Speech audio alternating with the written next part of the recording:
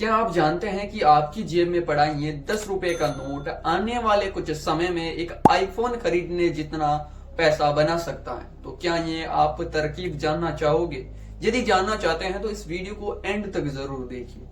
चलिए इस वीडियो को शुरू करते हैं। दोस्तों, हॉस्टल या कॉलेज में आपके साथ भी ऐसा होता होगा कि महीने की पहली तारीख को जब घर से पॉकेट मनी मिलती है तो हमारी फीलिंग एक राजाओं की तरह होती है, लेकिन वही फीलिंग धीरे धीरे गायब हो जाती है जब हमारी पॉकेट मनी पूरी तरह से खत्म हो जाती है। हमें समझ नहीं आता कि हमारी पॉकेट मनी आखिर गई कहाँ। लेकिन सोचिए, अगर मैं आपको एक ऐसा तरीका बता दूं जिससे आप अपनी पॉकेट मनी से हर महीने 1000 रुपए से भी ज्यादा पैसा बचा सकते हैं, वो भी बिना खर्चे को अपने कम किए। जिसके लिए आपको 5 सुपर पावर को जानना होगा, जिसको जानने के बाद आप अपनी पॉकेट मनी के मामले में एक मास्टर बन जाओगे। सुपर पावर का पहला पॉइंट है पॉकेट मनी का जादुई चश्मा। सबसे पहले हमें एक ऐसा जादुई चश्मा पहनना होगा जिससे हमें दिख सके कि आखिर हमारे पॉकेट मनी का पैसा किन चीजों में गायब हो रहा है। जो हम फालतू खर्चे करते हैं, चाय पी ली, चॉकलेट ले ली या फिर समोसा खा लिया, ये सब हमारे लिए एक फालतू खर्चे होते हैं और इन्हीं को कहते हैं इनविजिबल लीकेज। सोचिए, एक पानी की टंकी में छेद है और वो छेद धीरे धीरे उस टंकी के पानी को पूरी तरह से खत्म कर देगा, और वैसा ही छेद हमारी जेब में होता है। यदि वहां पर हम उस पानी के टंकी के छेद को बंद कर दें तो पानी ठहर जाएगा। और वैसे ही आप अपनी हर रोज की फिजूल खर्ची को बंद करके उनमें से यदि 33 रुपए डेली का बचाते हैं तो महीने के अंत तक आपके पास 1000 रुपए होंगे। और उन्हीं 1000 रुपए को यदि आप साल के अंत तक बचाते हैं, हमेशा 1000 रुपए बचाते जाते हैं 12 महीनों तक, 12 महीनों के अंत तक आपके पास 12,000 रुपए होते हैं। और ये 12,000 का अमाउंट स्टूडेंट लाइफ में एक बहुत बड़ा अमाउंट होता है, जिससे आप कोई गैजेट खरीद सकते हैं अपने पढ़ने के लिए या फिर कोई कोर्स भी खरीद सकते हैं। पॉकेट मनी की दूसरी सुपर पावर है 50-30-20 का रूल।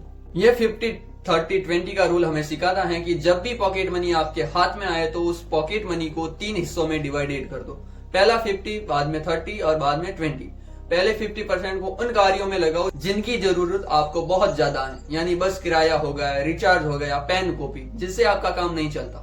दूसरा है 30% का रूल। ये 30% अपनी पॉकेट मनी का खुद के ऊपर यूज करो, अपने शौक पूरे। इन पैसों से आप अपने दोस्तों को पार्टी दे सकते हो, मूवी देखने जा सकते हो या फिर अपने लिए कपड़ा खरीद सकते हो, जिनसे आपकी लाइफ बोरिंग भी नहीं होगी और अपने पॉकेट मनी से कुछ पैसे बच भी जाएंगे। तीसरा है कि आपकी पॉकेट मनी का 20% पैसा आपको बचा कर रखना है, जो आगे के लिए आपको बहुत काम आएंगे।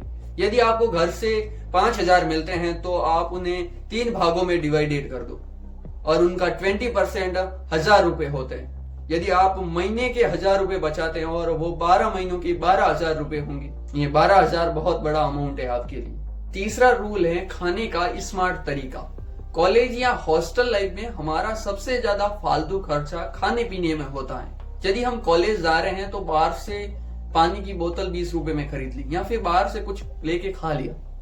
यहाँ पर हमें ऐसा नहीं करना है, यहाँ पर हमें थोड़ी चतुराई दिखानी है। यदि हम घर से कॉलेज जाएं तो घर से टिफिन या पानी की बोतल लेके जाएं, जिससे हमें बाहर से खरीदना ना पड़े।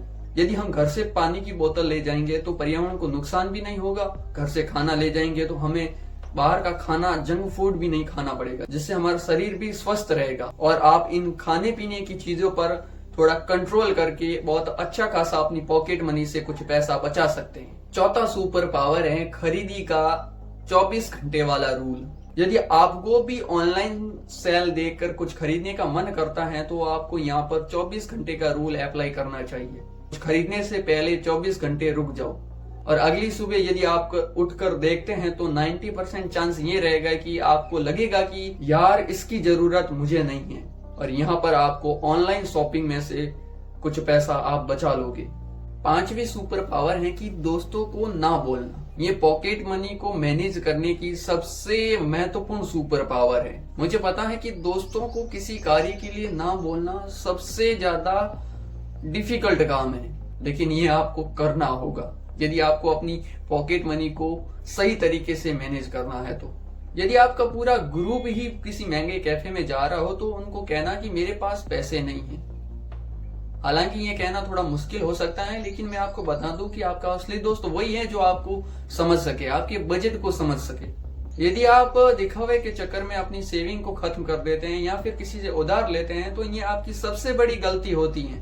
आप अपने दोस्तों को ये भी कह सकते हैं कि यार इस बार मेरा बजट बहुत टाइट है, अगली बार पक्का चलेंगे, जिनसे आप बहुत अच्छा खासा पैसा बचा सकते हैं। दोस्तों, पैसा बचाना कोई सजा नहीं है, बल्कि ये आपके लिए एक आजादी है। यदि आपके पास पैसा होगा तो किसी के आगे हाथ फैलाने की जरूरत नहीं होगी। ये आपका एक इमरजेंसी फंड है। यदि आपको ये वीडियो पसंद आया तो इस वीडियो को लाइक करें और उन दोस्तों के साथ जरूर शेयर करें जो हमेशा पैसा मांगते रहते हैं। आज के लिए बस इतना ही, फिर मिलते हैं नए और धमाकेदार वीडियो के साथ। तब तक के लिए जय हिंद, जय भारत।